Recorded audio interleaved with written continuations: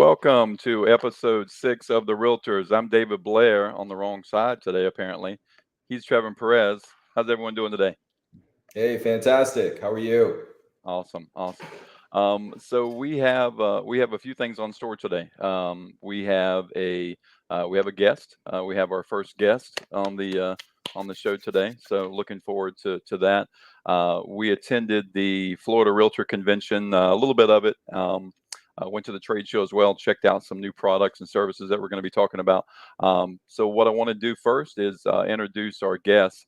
So Chad Dean is the founder of Calford Title. That's a real estate and title insurance company. He's got over 20 years of experience in the industry. He's been a frequent lecturer throughout Florida on the cutting edge of law topics, extensive experience in real estate transaction with diverse matters throughout the country. Chad also has a background in bankruptcy and complex title issues, having previously managed a Florida team of title attorneys for the largest title insurance underwriter. In addition to being a valuable asset to Calford Title, Chad's also a partner with the Dean Law Group. So without further ado, I'd like to welcome Chad to our stage today. Chad, you there? I'm here. Thank you for having me. Thank you for joining us. So welcome again. We appreciate your time. We're hoping that you can add some value and content. Trevin surely hasn't done that in the last couple of weeks, so we're trying to get some good content and some good information out here. So we've got Chad. Taking some of the load off. We're going to put you on the hot seat. Trevin's got a list of questions that he's going to go through with you, do some Q&A, and then maybe we'll offer some feedback if we have any insight on that. So Trevin, take it away. Hey, thank you, Blair. And thank you, Chad, for jumping on the podcast today. We're really excited to have you on and learn a little bit more about the attorney side of real estate. So starting with the first question, what does a real estate lawyer do here in Florida? Well, thank you, Trevin. So it really just depends on their scope of engagement and who they're retained to represent in the transaction. Whether it's the seller or the buyer or maybe a lender in a transaction, and their scope of engagement with that party or entity will really dictate what their responsibilities are. But generally speaking, in a real estate transaction, an attorney could be retained to do contract review, possibly contract negotiations between the parties. A big one is the title insurance commitment, reviewing that commitment to understand what all is contained within it, and advising their client as to potential risk or issues that are contained within the title commitment. So just to quickly talk on that piece, the title commitment is really the roadmap for a title agency or a law firm to conduct a closing and to be able to issue a title insurance policy. And so that will identify who's vested in title. The Schedule A shows who's vested in title. The B1s are the requirements. It's telling the title agent what needs to be done to be able to issue a title insurance policy. So that's generally getting payoffs for mortgages, obtaining estoppels for HOAs, all the things that are needed to close the transaction. And so Chad, yes. Sorry, let me ask you a follow-up to that, though. Mm-hmm. Since Florida is a title company-driven state, why would we use a title company versus a lawyer? I mean, could you speak more on that and the differences? Sure. So Florida is a title agent state. Just our laws and regulations here don't really require an attorney to close the transaction. And there's only 8 states in the country that really require an attorney to close a transaction. Now there are maybe 10 more on top of that where it's maybe just the custom to use an attorney, but a title agent is they're heavily regulated and actually have some additional regulations on top of what a law firm would have. But there are a lot of good professionals out there that own, that have title agencies. In our instance with Calford Title, we are attorney owned and operated. So I think if you're looking for a good title agent, it's important that they are both attorney owned and operated. Sometimes you can just have one that's attorney owned, but are not directly involved.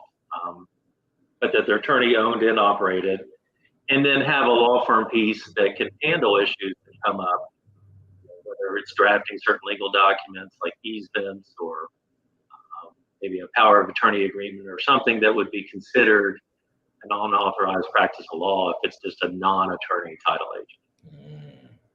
So I've got a quick question as well, Chad. Let me jump in here. So let's say, for example, as realtors, Trevin and I have relationships with real estate attorneys such as yourself, title companies that we go to do closings. What percentage would you say of civilians, we'll call them, or homeowners, just contact you directly without any type of representation with a realtor that want you to facilitate a real estate transaction for them? Well, I think it depends on the type of property. In a residential transaction, it's not that common. It's generally someone coming from an area that's an attorney state and feel like they need the representation. I use New York, New Jersey as an example, where somebody from a northern part of the country where it may be more common to have an attorney represent them in every stage. But in most residential transactions, you don't see, an attorney representing one of the parties. Yeah. Maybe in a new construction context, where they're uncertain about, if that contract really favors a builder or something, that you just want to make sure they're, sufficiently protected, or in the scenario where they need to draft a contract. But I would say the vast majority, 90% or more, are there's not an attorney representing a party in just a standard residential closing.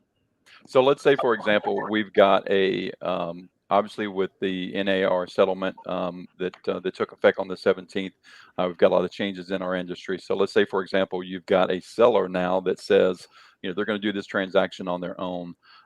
They can come to you, I'm assuming, and would you write a purchase and sale agreement for them, or would they bring one, and what does the fees look like for that if you were to charge someone to come in, write a contract between themselves and another party to do the real estate transaction?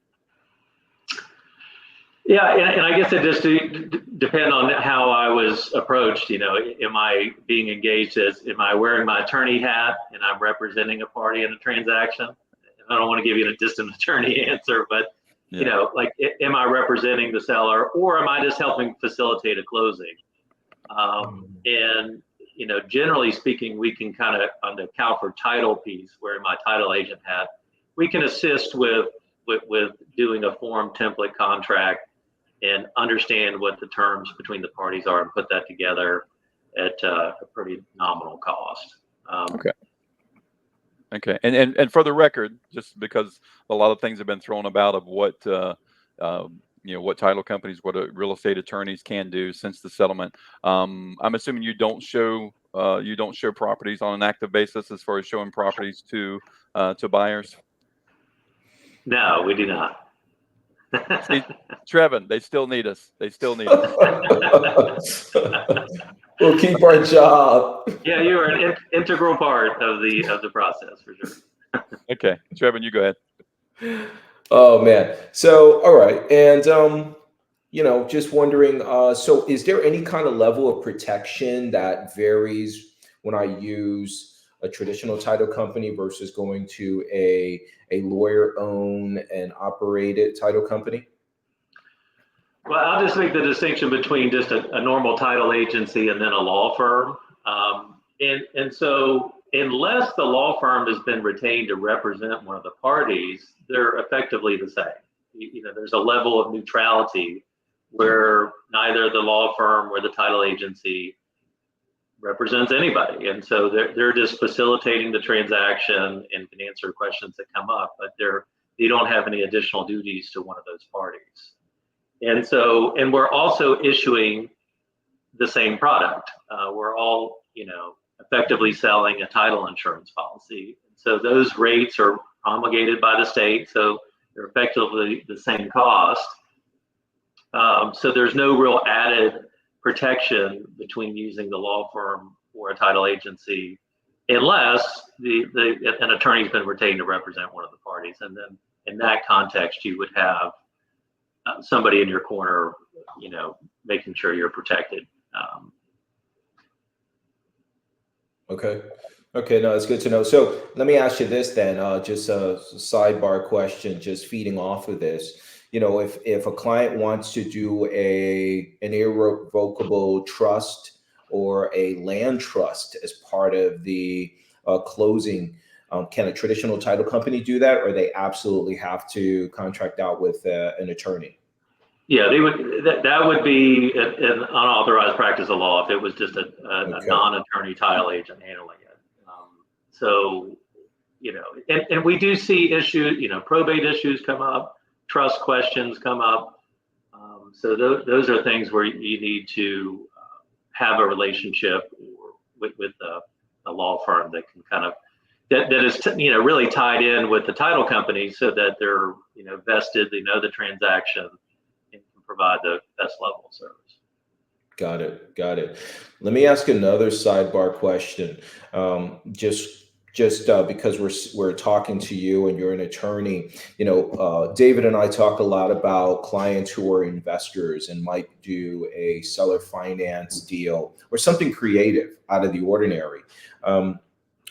How, as a title company owner and attorney, do you handle the legalities of doing maybe a seller finance deal that may still have an existing mortgage? Have you run into those? What's your thoughts on that? Because in this market and current climate, we're seeing a lot of creative deals pass our desk from clients who want to sell, but they can't sell for full value. So they're looking at these investor-driven deals as an alternative way. Well, that's exactly what I was going to say. In this market, there's, I think we're getting more and more creative in what we're seeing. And so we do see that on a daily basis. We do work with investor groups and finding the ways to structure the deal and what's allowed and what's not allowed. You'll come up with investors that had a process that worked maybe in another state that may not work here. And understanding certain disclosures that may need to happen or how to best structure the deal. But we would counsel people on strategies up front, so they know how to best set up that for success. The worst thing you can have is that you get further in the closing process or even at the end, and then you realize it's not a deal that works and everybody's wasted time and energy. So we love trying to be a pro deal proponent and trying to find ways work, and that's one of the benefits of our background, is that we have great relationships with our title underwriter, and trying to find the ways to say yes to get the deal. That's great, Chad. Because I'm a fan of working with attorneys for that reason, because it may just veer off of your traditional title, HUD, transaction.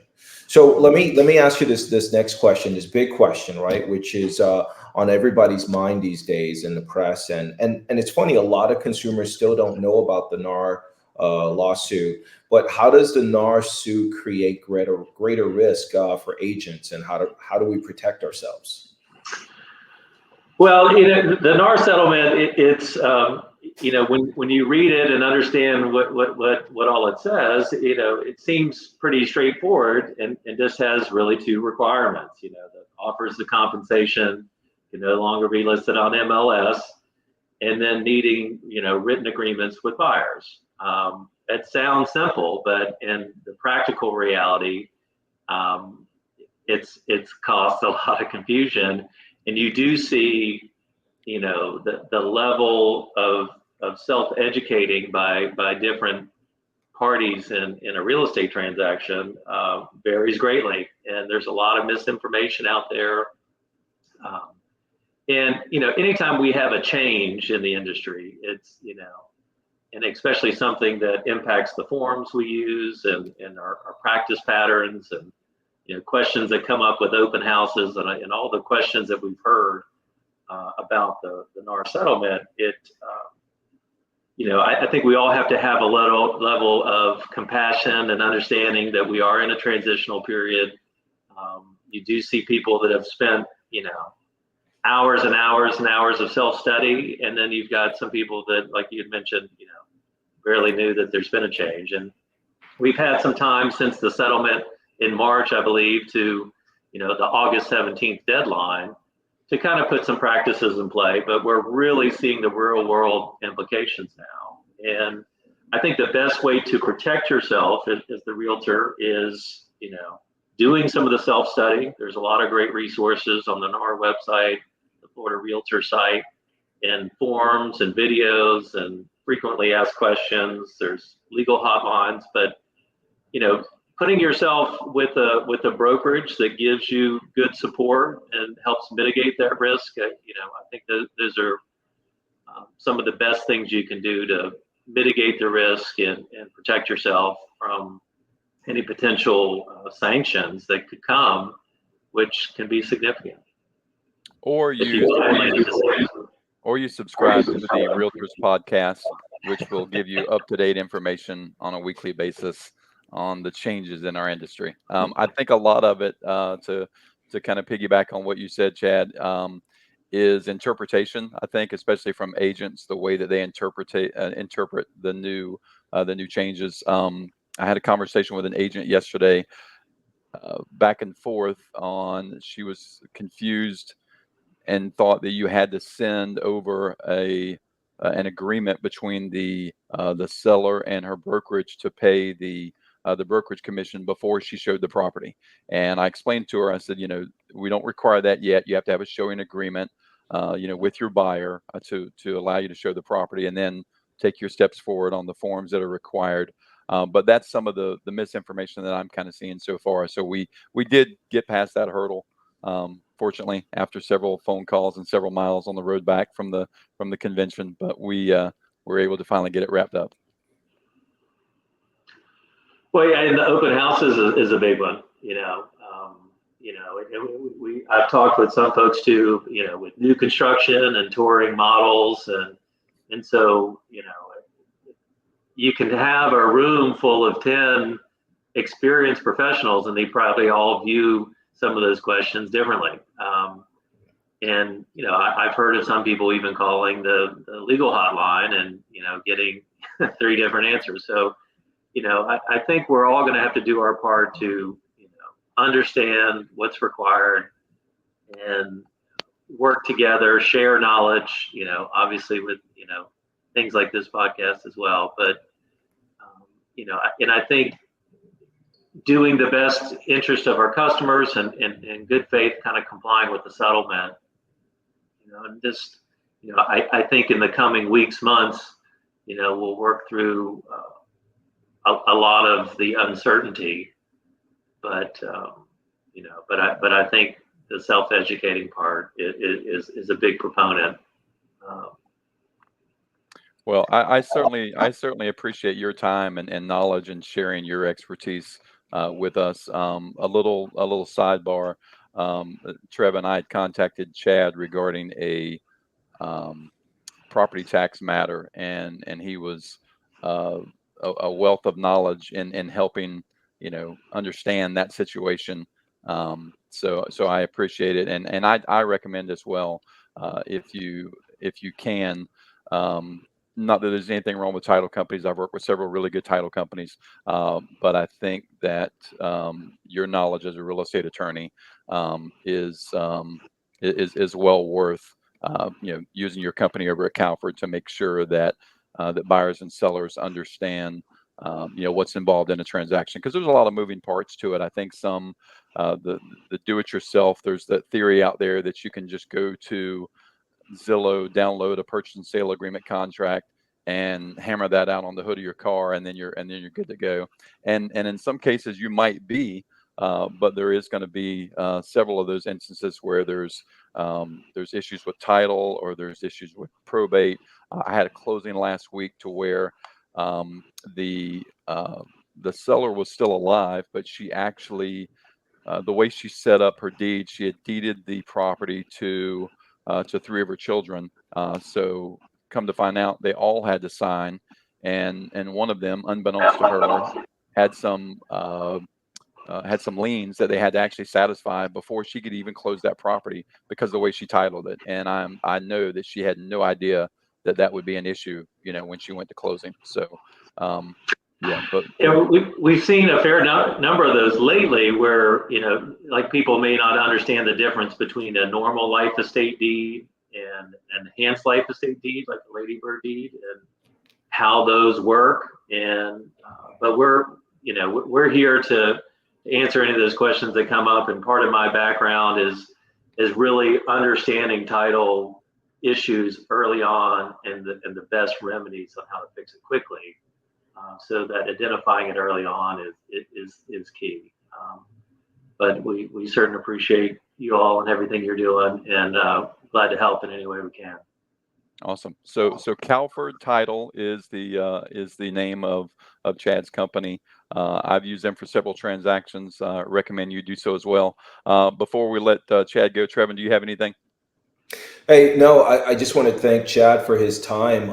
It's immensely valuable to have an attorney who's practiced real estate for the number of years he's done, over 20 years. Man, another over 20-year cast member. Geez, Chad, it's just nice to have someone else on the phone, on the podcast to talk about being over 20 years of experience in the industry, because some members who are not that obvious, they broadcast it quite a bit. So thank you for being so humble. Thank you for sharing such a wealth of knowledge. We really appreciate having you on board. Anytime. I've enjoyed it, and I look forward to seeing more podcasts from you all, and happy to participate in the future if that need arises. Awesome. All right, Chad. We'll see you next time. All right. Thanks so much. Take care. Wow, that was good stuff. That was amazing stuff. The best part was he had over 20 years.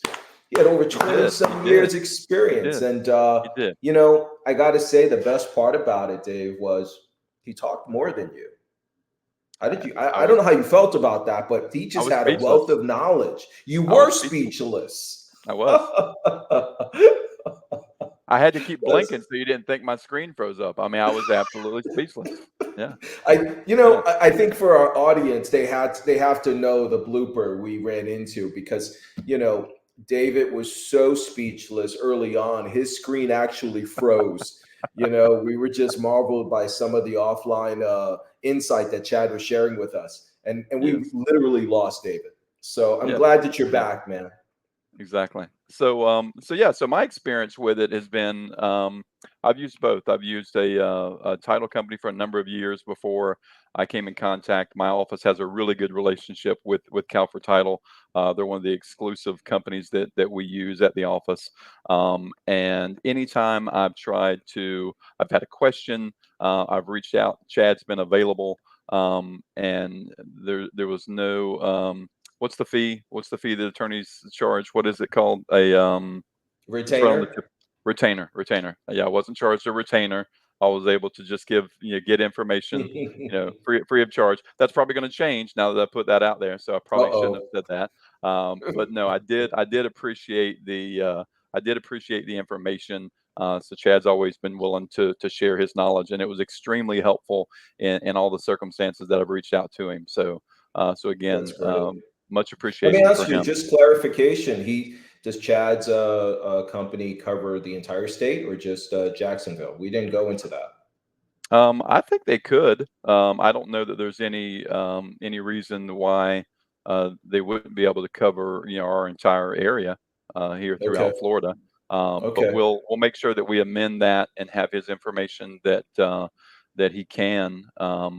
And if he's still listening to the podcast, which he may be, he can just send me a text message real quick and tell me the areas that they cover, because I do believe they cover throughout the state of Florida. So yeah, That's you could awesome. certainly, I would think you could use him there. And then as issue, the biggest thing that we get into, which is such a logistic issue with some customers, is that they try to rely on. I've got a customer now, we're closing next week, and he's trying to base his decision, or early on he was basing his decision on the title company on where the physical location was. And that's not the best way of determining which title company you want to use, because it's close to me down the street. Obviously you want to use companies that have a great reputation like Calford does. And he did just message us on the chat board, so statewide.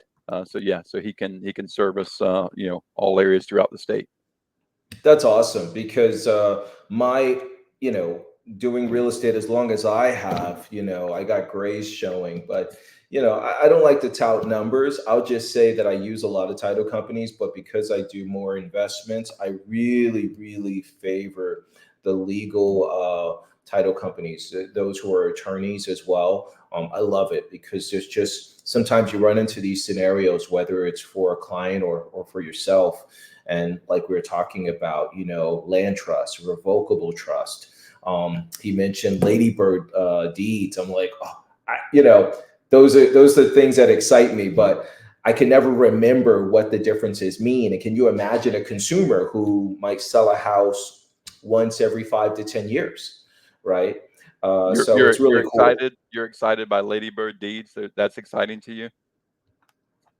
It's quite interesting. Yes, yes, it's very interesting stuff. So I don't know. I think Chad might not want me to be calling him as often as I might desire to call him. I'll have to look up Ladybird Deeds and have a longer discussion about that.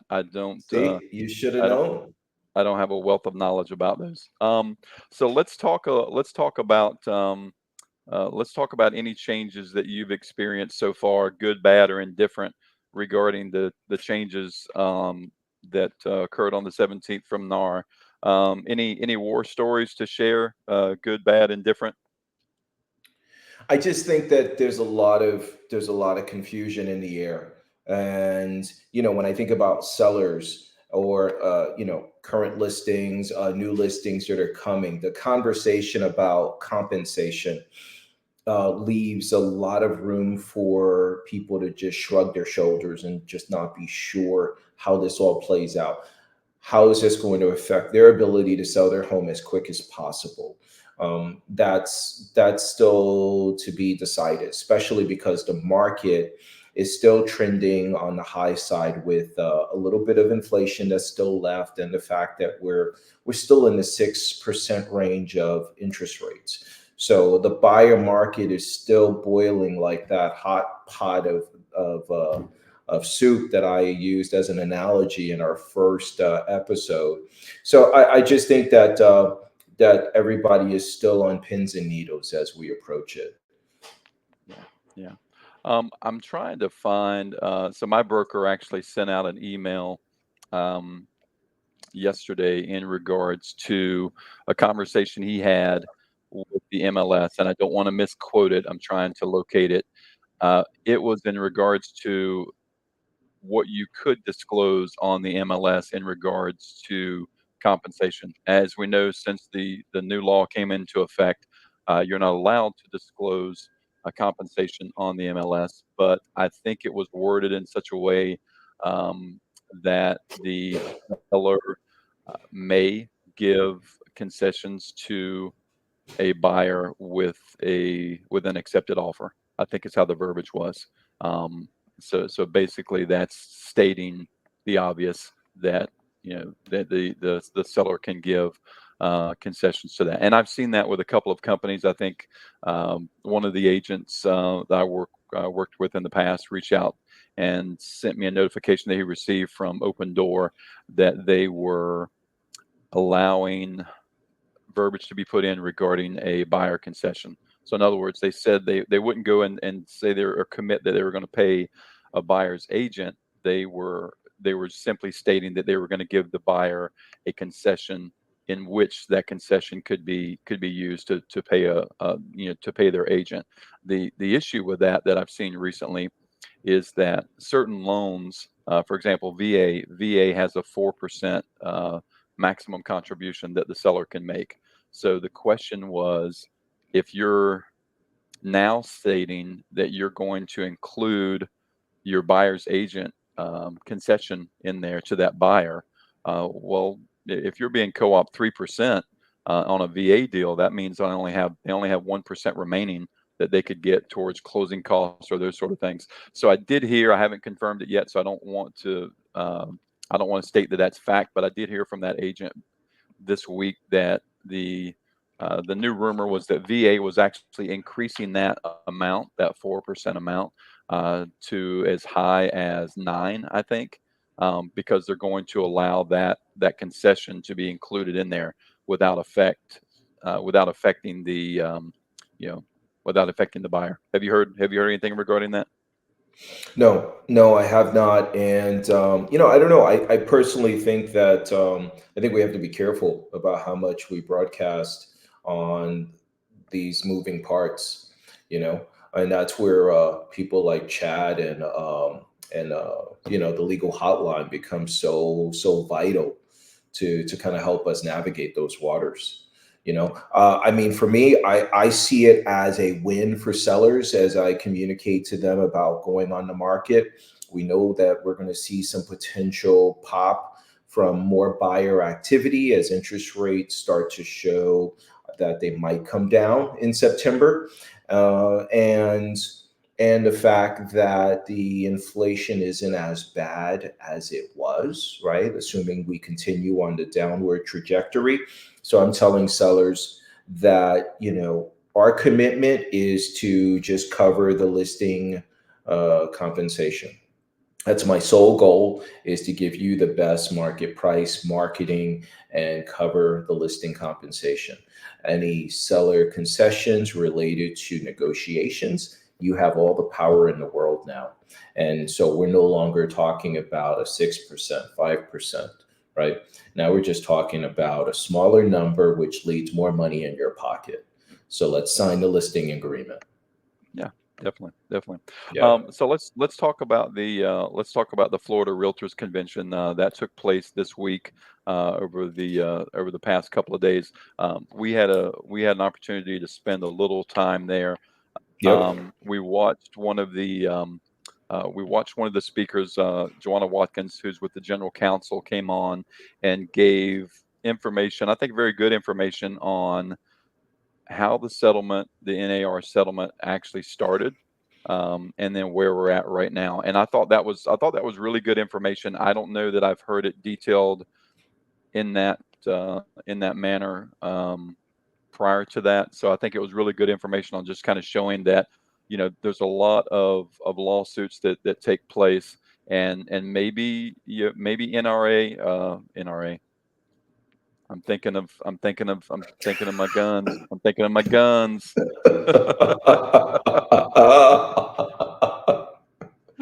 Maybe the NAR, maybe they got it right. Maybe they avoided, a severe penalty later on by settling this thing.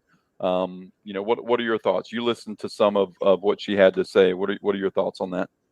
Yeah, I thought that was interesting. The best part about it for me was learning that the Department of Justice has been investigating the real estate industry for some time, many years, right? This isn't a first for us. So during that presentation that she gave, what was it, 2021? There was a case or a settlement at that point. And so I was like, wow, okay. So clearly there's been opportunities for many years for the real estate industry to make some pivots toward making positive changes that remove any legality. And it sounds like those earlier changes weren't enough, right? So now we have another change here this year. So I thought that was good. I love the fact that this industry is so highly, litigated, for lack of a better word. I wish that as agents, it wasn't such a risk, because as agents, we have so much more pressure on our shoulders, and I feel like we are probably more watched than other industries. It would appear. That's just my opinion, you know. And then people just assume, you know, that we're just overly paid, and we're watched by everyone, and our income is watched by everyone. And oh, by the way, there's lawsuits that are at highest risk. You know, we're screened, we're background checked, we're fingerprinted. Yeah. Like, Well, wow. and the settlement amount originally, or the judgment amount, was it? It was in the is it a little over a billion, like Yeah, like a billion plus, I think, it was. and was settled for 418 million Yeah, in that neighborhood. exactly. Yeah. So it just goes to show, you know, you need a realtor to negotiate, and we did a good job with negotiating that down as well. So kudos to There you us. go. Kudos. So we had a chance to go to the trade show, the exhibit. They had a lot of different vendors there. A couple of them stand out, for me. But share maybe a couple of your favorites, and maybe any information that you got when we popped in to visit them. Yeah, so I would say that homes.com and CoreLogic and a company called Forlon. Forlon, I think is the name. Forewarn, forewarn. Forewarn. Thank you. I knew I was saying it wrong. Forewarn. I'll start with Forewarn. Warn. It's an application that realtors have access to, which is a precursor, you know, tool you can use as a for safety. You know, if you're out with the buyers, new buyers, or you're meeting someone at a property. I mean, gosh, some of this with the new changes in the rules are going to dramatically change how this all works. But before, we should just show up at a property and meet the person for the first time. And now with an app like Forewarn, you have the ability to quickly look at their phone number and assess, okay, what's their background? You know, do any criminal elements to them, just for your safety. You know, the realtor industry has had, unfortunately, crimes committed against realtors. Some people have been robbed, murdered, or worse. Um, Without going into other details, right? Murder is pretty bad. So the Forewarn app allows you to do a pre-screening of that individual before showing up to a vacant, a broke down property that you think you're going to sell Sure. and make a commission on. And then CoreLogic has a suite of tools that are also included in our realtor package of membership services that we many of us don't take advantage of, because as agents we're so overwhelmed by all the different tools that are available to us. So it was really nice to see the different products that they had available. CoreLogic, like they have an embedded CRM that's included at no additional cost. They have the tool that allows you to share with customers houses. So, you know, you think, okay, I could use the tools that my NAR membership already covers, or pay the extra money for the Zillows, the homes.com, the realtor.com, and some of these other tools. So it was a great experience for me just to see that we should look closer at the tools we're already paying for to see if we can utilize those more than spending the extra investment dollars on third-party tools. What did you like most? Um, I would agree. Forewarn, I thought was excellent. I think um, if you're an agent, showing property today, I think you should definitely use this on a regular basis. I have to admit, I've not been using it, and let my guard down a little bit, and thinking that, you're gonna be safe on all occasions. I've actually gone through. I do when I have a number that I don't recognize that's called me on one of my listings. I do some background check once I've actually spoke to the individual. They've given me a name, gone on to social media, and things like that, to just pull up information that I could find to make sure I'm speaking with a real person. But that forewarn really takes it to the next level. shows you criminal, civil infractions. It did show 17 infractions that I had apparently on my record, which is poor driving when I was much younger. So that apparently that just stays around with you, but nothing more than that. It's been in real estate news this past week. We actually did have um, uh, an agent that was murdered this past week. They found out, and it was a result of going to a property to show that with either someone she didn't know or someone that was not presenting themselves as who they were. So prayers go out to her and her family. And again, I think definitely definitely use this app to make sure that you're safe and that you know who you're dealing with on the other side of that transaction. On a lighter note, homes.com, I was impressed with them. I know homes.com at one point did not put the type of money and marketing into their campaign that they have. I think it kicked off with the Super Bowl, and they really started doing a lot of marketing. We spoke with a couple of their reps. I actually spoke with one again today.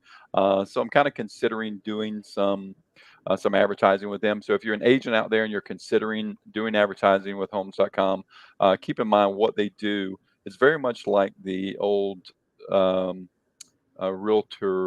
realtor.com premise, that if you have a pretty extensive book of business, the charges or what you pay are going to be based on that. So let's say, for example, you're a brand new agent, you're probably going to get the low end cost with homes.com. It's probably going to be an affordable entry. And from speaking with them, they do a 6 and a 12-month program. So it's going to be pretty affordable at first. As you build that book of business and you have more listings and your listings have a higher average as far as sales price, that's what they base your pricing on. So it's kind of one of those things. You're making more money, you're going to have to spend a little bit more money. They do offer Matterport, I was told, with each listing.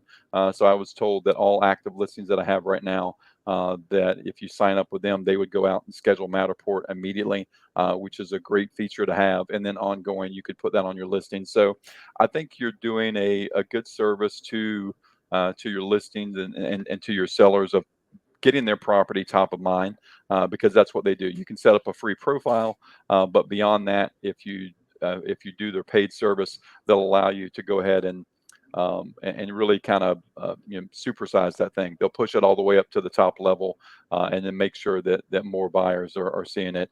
And from what they showed us, they're competing pretty strongly with Zillow, which I appreciate.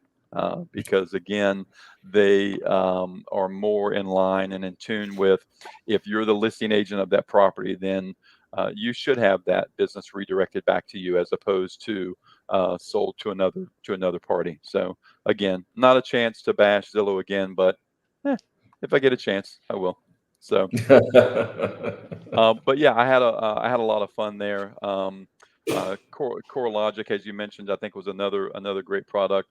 There was a couple of MLS systems there. There was Stellar was there. We talked with them for a little bit. And one of the biggest differences I think that we saw with that is my MLS system, NIFAR and Real MLS, allow you to place a property in the coming soon category, which is great, because what that means is Amazing. that, yeah, if you're a seller in today's market and you're saying, okay, I want to put my property on the market, but it's going to take me a couple of weeks to get that ready.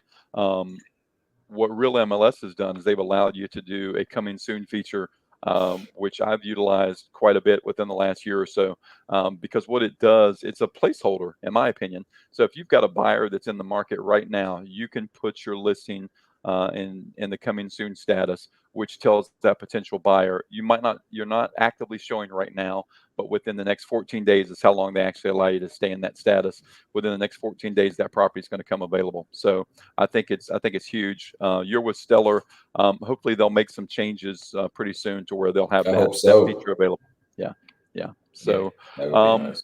so the last segment we usually end with is Kiss, Marry, Kill. We didn't collaborate on who we're going to kiss, marry, or kill this week. So I always like to throw Zillow in there, so because I know where they'll be on my list. So if you like, just for entertainment's sake, if we want to say, I was thinking with the advertising that we saw this week, you've got a lot of old school advertising, and you're starting to see some new contenders that are coming in there. Homes.com is making a push to be that top spot.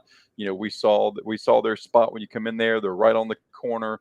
They've got prime real estate as soon as you come into the exhibit hall, and they mean business. And then we saw Realtor.com. Realtor.com, they're down to two little booths now, and they're not as big as they once were, because at one point when I started in this industry 25 years ago, they were probably one of the biggest games in town, wouldn't you say? Right. Yeah, I would Yeah, agree.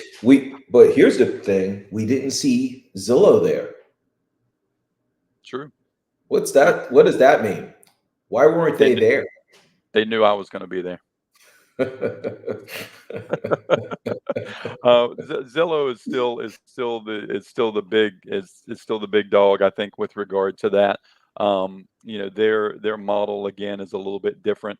And if you advertise with Zillow, my office actually has a Zillow team that they work with Zillow customers, and it's a great opportunity for them. So if that's your thing, then the more power to you. So let's do that. So let's say Kiss, Mary, Kill, and let's say Homes.com, Mhm. Zillow.com, and then we'll throw Realtor.com in there. What do you want to go first? Or you want me to go? Go first. So Kiss, I would say Realtor.com, because I think they're still, in name recognition alone, I think they're probably still one of the top companies that are out there. It's one of the first ones that I always kind of rattle off when I'm talking about advertising. I'm talking about websites that are out there that were going to promote your property.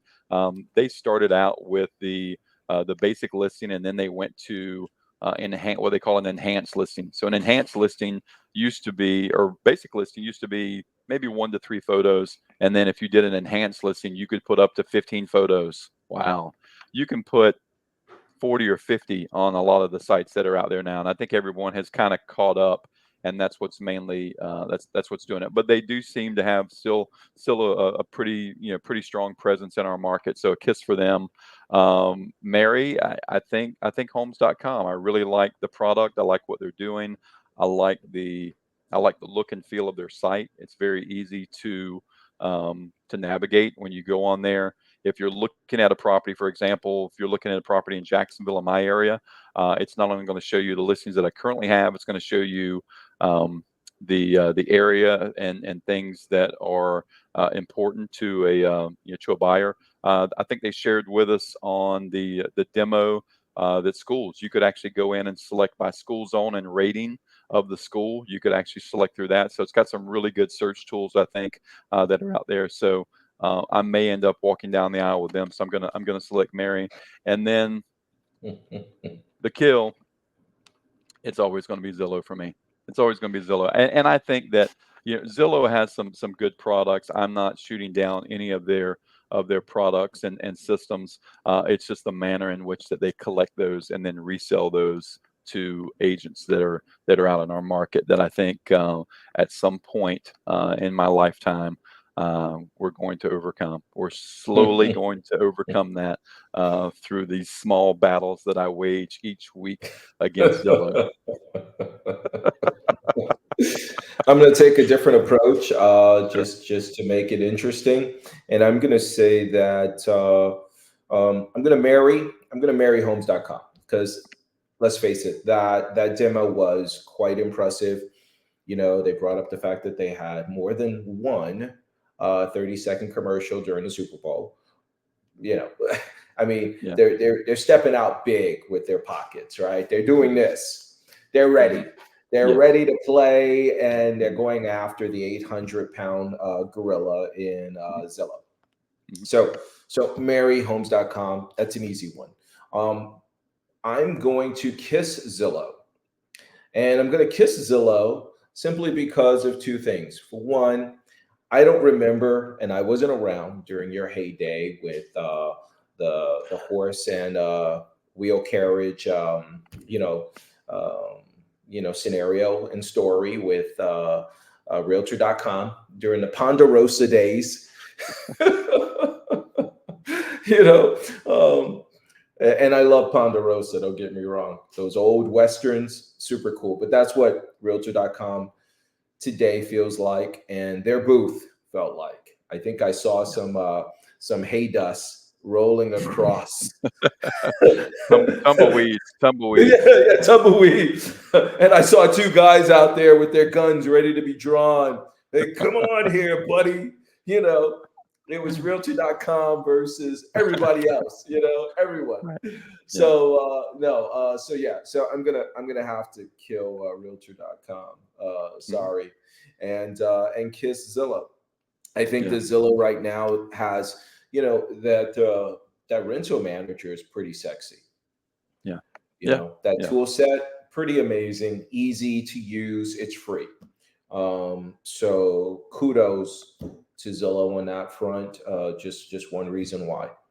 And but yes, I agree with you. I think that the long-term future is Zillow has to get their hands out of our cookie jar and stand up and, you know, be a great tech company for other reasons.